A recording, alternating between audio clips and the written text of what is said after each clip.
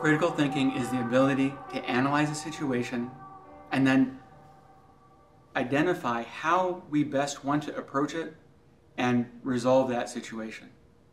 We may have this process down for ourselves, something that we do automatically. When a problem arises or something occurs, we quickly in our mind assess the situation and figure out what the best course of action is going to be. However, many youth haven't figured out what this process should look like, which is why when a youth does something that is otherwise incomprehensible or seemingly idiotic, and we ask them, why did you do that? They simply say, I don't know, or it seemed like a good idea at the time. As mentors, one of the biggest mistakes that we make is not spending enough time ourselves understanding the situation that the youth are in.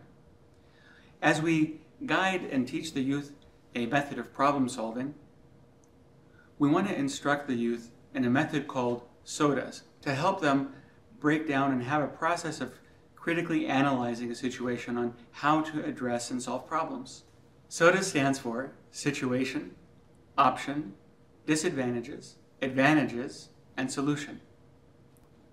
With situation, we help the youth look at the situation and describe the problem, figure out what's going on, and really get into an understanding of what all the different surrounding parameters might be.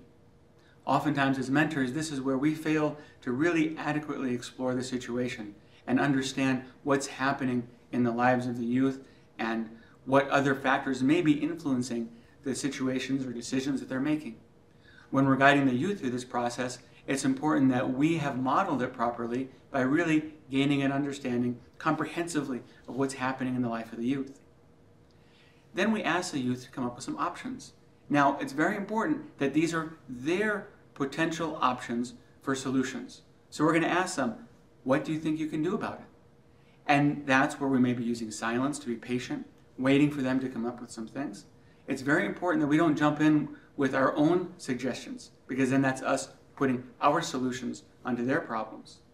So when we come to that option stage, we just want to ask them to come up with at least 3 different options for possible ways. And to be creative, they can brainstorm, they can come up with any wild or crazy option they want, but just for them to come up with 3 options so they have that practice and gaining the sense of what are different ways and avenues that they might possibly go about solving a particular problem that they have.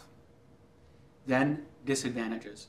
We ask them to list, for each of the options they came up with, what would the disadvantages be to each of those options?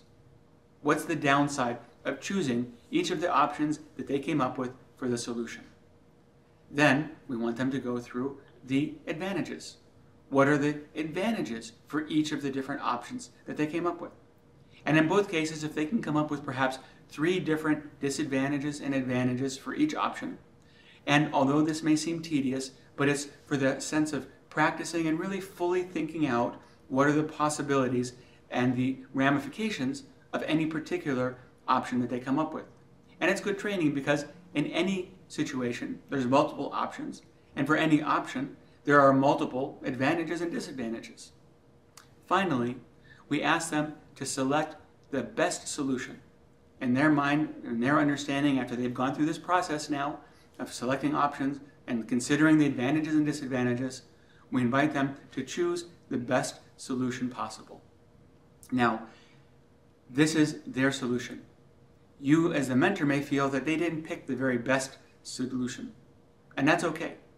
Our job, ultimately, as mentors, is not to prevent them from making any mistakes, but rather to prevent them from making catastrophic mistakes. So if they were being bullied at school and their final solution was to take a gun to school, then by all means, we would be stepping in, because that would be a catastrophic solution, quote unquote, for them to try to implement. But if they said that they were going to go to school and try to stand up to the bully or talk to the principal, even if we felt that might not be the best solution for them given all the circumstances, that's fine, as long as it's not going to end up being a catastrophic problem for them.